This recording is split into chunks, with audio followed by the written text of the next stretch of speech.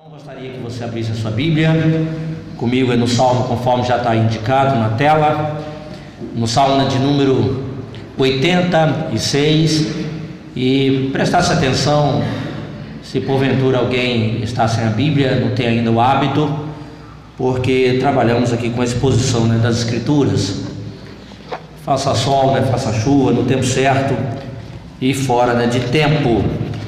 Salmo de número 86, leremos até o versículo de número 7. Inclina, Senhor, os ouvidos e responde-me, pois eu estou aflito e necessitado. Preserva a minha alma, pois eu sou piedoso. Tu, ó Deus meu, salva o teu servo que em ti confia. Compadece-te de mim, ó Senhor, pois a ti clamo de contínuo. Alegra a alma do teu servo, porque a ti, Senhor, elevo a minha alma. Pois tu, Senhor, és bom e compassivo, abundante em benignidade para com todos os que te invocam. Escuta, Senhor, a minha oração, e atende a voz das minhas súplicas. No dia da minha angústia, clamo a ti, porque me respondes. Nós vamos orar mais uma vez, para Deus ter misericórdia de nós. Soberano Deus, nós estamos aqui num culto que ao Senhor é devido. Por isso saímos de nosso bairro, de nossa casa, a fim de adorar o nome do Senhor. Sabemos que poderíamos fazer isso em qualquer lugar, mas só quando estamos reunidos, ó Deus, com teu povo de uma forma especial e restrita, isso é possível. Por isso que nós estamos aqui, e a fim de extrair lições das belezas da tua lei. Nós neste momento, ó Deus, suplicamos a tua graça. Tira de nós o espírito de inquietação, distração nesse momento, ó Deus, para que possamos de fato aprender e apreender as lições que serão tiradas da tua palavra. Em o nome de Jesus, amém.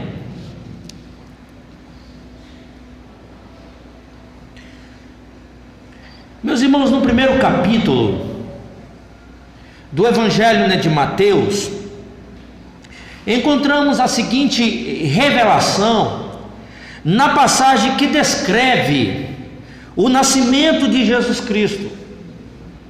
Eis que a virgem conceberá e dará à luz um filho, e ele será chamado pelo nome de Emanuel, que quer dizer o quê? Deus conosco.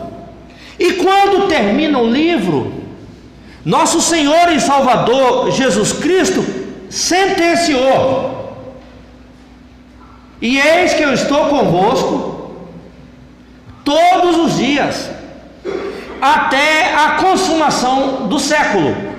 Ora, a pergunta que fica é: qual a intenção de Deus ao abrir o Evangelho, pontuar que o nosso Redentor seria chamado de Emanuel, que quer dizer Deus conosco, e ao mesmo tempo, no final, ressaltar que Ele estaria conosco todos os dias, porque o Senhor bate na mesma tecla no início e no fim do livro do Evangelho de Mateus.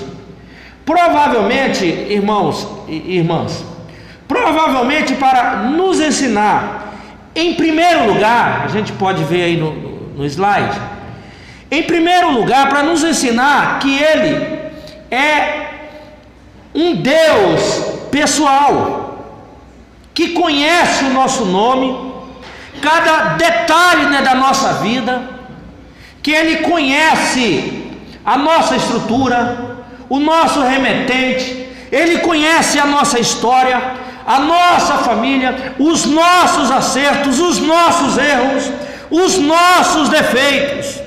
Ou nas palavras do próprio salmista: esquadrinhas o meu andar e o meu deitar, e conheces todos os meus caminhos. Ainda a palavra me não chegou à língua, e tu, Senhor, já a conheces toda. Isso significa dizer que Deus não é um Deus distante, que não se importa conosco. Pelo contrário, Ele é o Deus Emanuel, que quer dizer Deus conosco. Então é significativo essa preocupação de enfatizar logo no início, logo depois a genealogia, de dizer que aquele que viria, o nosso Redentor, ele na verdade é o Deus conosco, e termina acentuando isso, que estaria conosco todos os dias até a consumação do século. Então é importante frisar isso, porque há um grupo que defende a tese de que Deus é alguém que, tomando o universo, como um relógio, deu-lhe corda, colocou-na debaixo do travesseiro e foi dormir, e disse: agora se vira. Se o relógio quebrar, quebrou. Se o relógio parar, parou. Ou seja, Deus não intervém na história, nem mesmo não intervém mais na nossa história. É o que os teólogos, os teóricos chamam de deísmo, mas essa tese não tem sustentação pelos seguintes motivos. Primeiro, porque Deus se fez gente e habitou no meio de gente como a gente. Eis o que dizem as Escrituras: e o Verbo se fez carne e habitou entre nós, cheio de graça e de verdade. Para Salomão seria, é claro, porque a revelação progressiva, com toda a sua sapiência, ele indagou se isso seria possível, e o apóstolo João, no seu evangelho, responde que sim, que Deus, ele entrou nessa atmosfera, e mais, ele se fez gente como a gente, para se identificar com a gente. Segundo, ele é o Deus Emanuel, que é o Deus conosco. Terceiro, é Ele quem nos dá, dia após dia, o sustento, ou o nosso pão diário. É Ele quem nos dá, dia após dia, a nossa veste.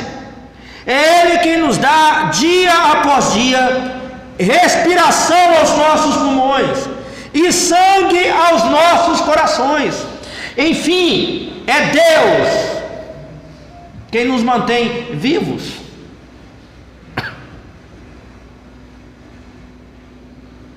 Foi o que frisou o apóstolo Paulo no seu famoso discurso em Atenas. Ele ali falando para os filósofos, ele diz: pois nele vivemos e nos movemos e existimos. No Salmo 104, versículo 27, você caminhar aí, por favor, sem perder o Salmo 86 de vista. Caminhe comigo algumas páginas, aí mesmo no livro de Salmos. No Salmo 104, versículo 27. Salmo 27, versículo 4. No Salmo 104, versículo 27. Salmo 104, versículo 27, o salmista não deixa nenhuma dúvida, ele diz o seguinte: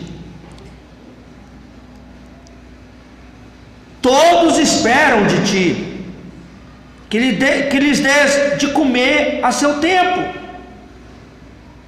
se lhes dás, eles o recolhem, se abres a mão, eles se fartam de bens, se ocultas o rosto, eles se perturbam, se lhes cortas a respiração, morrem e voltam ao seu pó. Então, meus irmãos, Deus abre o evangelho revelando que Ele é o Deus conosco, e termina pontuando, ressaltando, mais uma palavra de ânimo, de encorajamento, que Ele estaria conosco. todos os dias para nos ensinar, em primeiro lugar, que Ele é um Deus pessoal. Em segundo lugar, para nos ensinar, pode jogar aí na tela, que Ele é um Deus que se relaciona conosco, os seus filhos. Até porque o significado básico da palavra pessoa é estar em relação com os outros. Pense, por exemplo, no seu dia. Desde o momento que você acordou, você está se relacionando com alguém, ou com seu cônjuge, ou com os seus filhos, ou com seus pais, ou com seus amigos, com seus vizinhos, colegas de escola, de universidade, enfim, você está se relacionando com outras pessoas. Ao escrever sobre o assunto, o Dr. Douglas Kelly, ele é um pastor reformado, da Escócia, e os seus livros estão sendo traduzidos para o português pela nossa editora, Cultura Cristã. E em um dos seus livros ele afirma, aqui entre aspas: na verdade, existe a ideia de que um ser só e solitário não é de fato uma pessoa, pois todo o sentido do ser pessoa está na habilidade de se comunicar e participar de relacionamentos. A real definição de pessoa, portanto, inclui um envolvimento, inclui um relacionamento. Por isso que o homem é considerado aí na sociologia, na filosofia, como ser polis, um ser social. Ele não é uma ilha, porque ele se relaciona. Por isso Davi suplica de uma maneira assim muito singular, muito íntima e pessoal: Senhor, inclina, Senhor, responde-me, Senhor, preste atenção, olha a tranquilidade, Senhor, eu estou aflito e necessitado, é o que está descrito no Salmo 86, aí no versículo 1, depois ele diz no versículo 2, Senhor, preserva a minha alma. O Senhor, ênfase minha aqui, o Senhor é o meu Deus, eu sou o teu servo. No versículo 3, ele clama: compadece-te de mim, ó Senhor, de contínuo eu clamo a ti. Então vocês estão percebendo aí que há uma relação, um diálogo, uma conversa. Ele desabafa, ele derrama o seu coração. No versículo de número 6 ele suplica: Senhor, escuta a minha oração e atende a voz das minhas súplicas. No versículo 7 ele declara: no dia da minha angústia eu clamo a ti. Portanto, o texto não deixa nenhuma dúvida que existe aqui um diálogo, um relacionamento, uma conversa íntima e pessoal de Davi com Deus, a despeito de todas as suas limitações, porque ele sabe que ele está falando com Deus que é transcendente, que está infinitamente acima do seu nível, mas é um Deus é um Deus presente. A teologia chama de imanência de Deus. Imanente é um Deus que também se importa, ele se interessa, ele quer se relacionar com a gente, com os seus filhos. Tanto é que Davi, ele entra na presença do Senhor e simplifica. Primeiro ele diz, pode jogar aí na tela, no final do versículo 1, ele diz: eu estou aflito e necessitado. Aparentemente tem o mesmo significado, mas no hebraico há uma diferença de foco, de ênfase. Aflito é usado no hebraico para alguém que não tem recurso algum, principalmente estrutura emocional, recurso emocional, estabilidade emocional, saúde mental, emocional, para encarar as adversidades da vida. Eu não tenho estrutura para isso.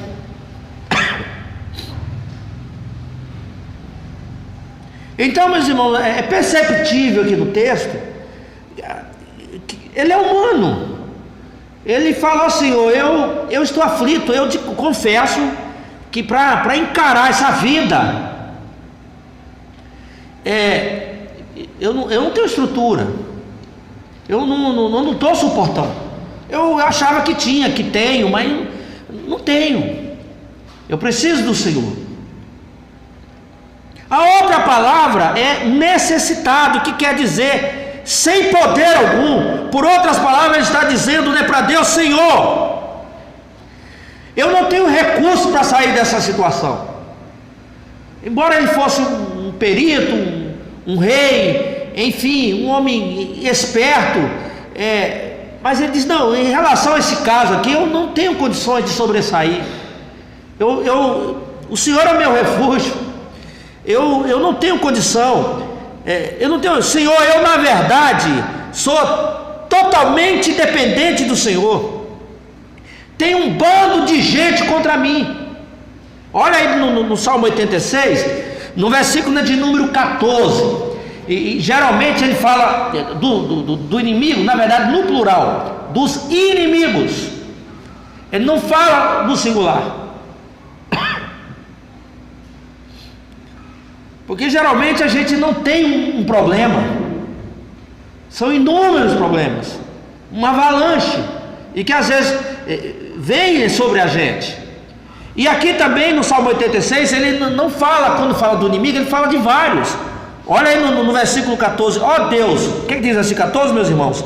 Ó Deus, os soberbos se têm levantado contra mim, um bando de violentos atenta contra a minha vida. Eles não te consideram. Eles, terceira pessoa plural.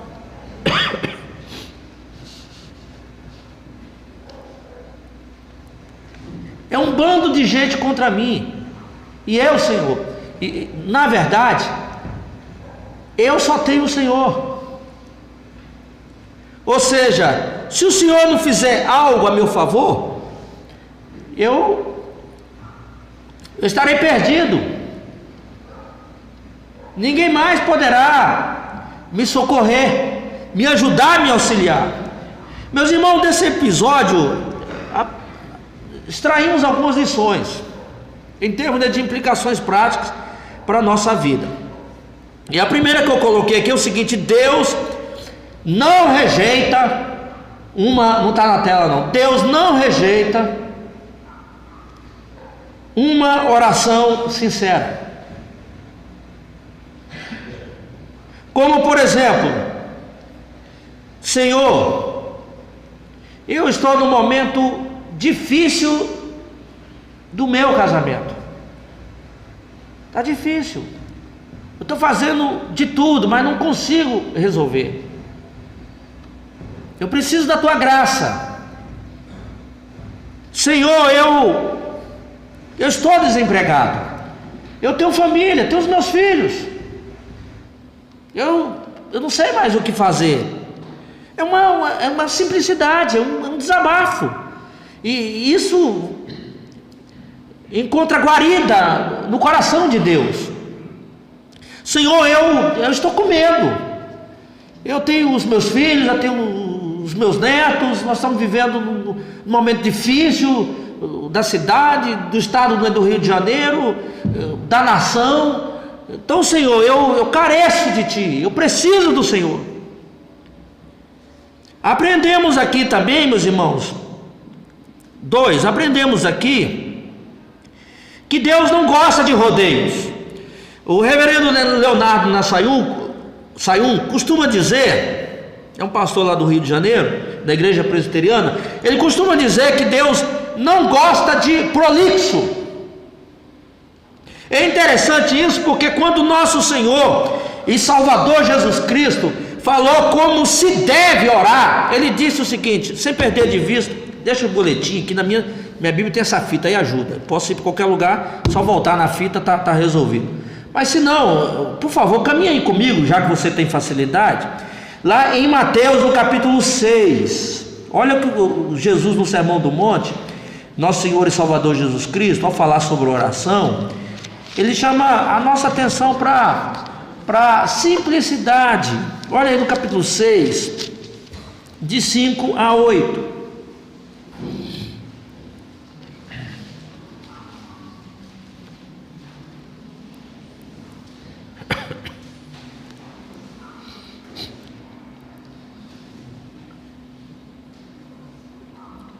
Meus irmãos, tem um contemporâneo meu,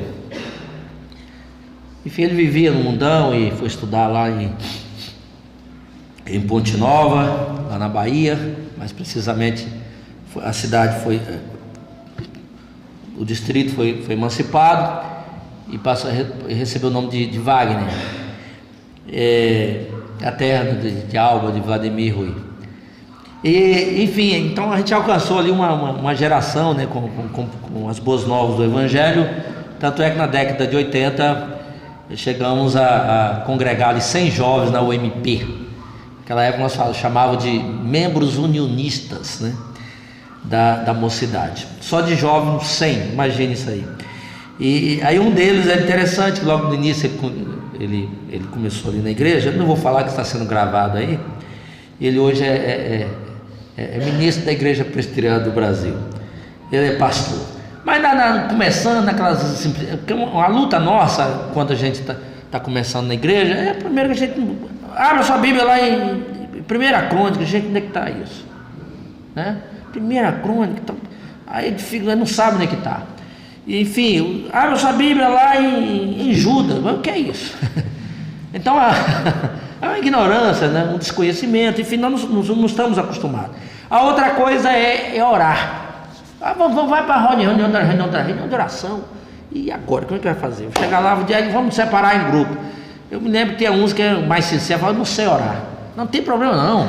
Então, você vai aprender, daqui a pouco você está orando. Enfim, era assim a nossa conversa para encorajar. Enfim, aí só sei que um dia esse irmão, ele orou. Nós dividimos em grupo e tudo, ele orou, fez aquela oração, aí terminou a reunião de oração, aí depois a porta chamou assim a gente e perguntou o seguinte, e aí, gostou da minha oração? Aquela oração, aquela retórica eloquente, concordância nominal, verbal, e ficou igual o orador da turma. Ele disse, agora vou mostrar serviço, né? Olha que, é claro que depois ele amadureceu, enfim, mas a gente entendeu entre aspas, a inocência, né? A ingenuidade dele. Ele queria dizer, gente, eu orei, tá? Vocês gostaram, enfim, hoje é um teólogo. Olha aqui no capítulo 6, versículo 5, diz, e quando orardes, não sereis como os hipócritas, porque gostam de orar em pé nas sinagogas e nos cantos das praças para serem vistos dos homens. Em verdade vos digo que eles já receberam a recompensa. Tu, porém, quando orares, entra no teu quarto e fechada a porta, orarás a teu pai que está em secreto, e teu pai que vê em secreto te recompensará. E orando, não useis de vãs repetições como os gentios, porque presumem que pelo seu muito falar serão ouvidos. Não vos assemelheis, pois, a eles, porque Deus, o vosso Pai, sabe de que tendes necessidades, antes que lhe o peçais. Portanto, vós orareis assim: Pai nosso que estás no céu. Veja, Pai nosso, a oração é dirigida ao Pai, a Deus, não é a quem está do meu lado, quem está lá na ponta, não. Fulano está aí, tá, vou mostrar serviço, mostrar eloquência, concordância, isso, aquilo, bobagem. Porque a oração ela tem que ser dirigida ao Pai, não a ninguém, dirigida a Deus.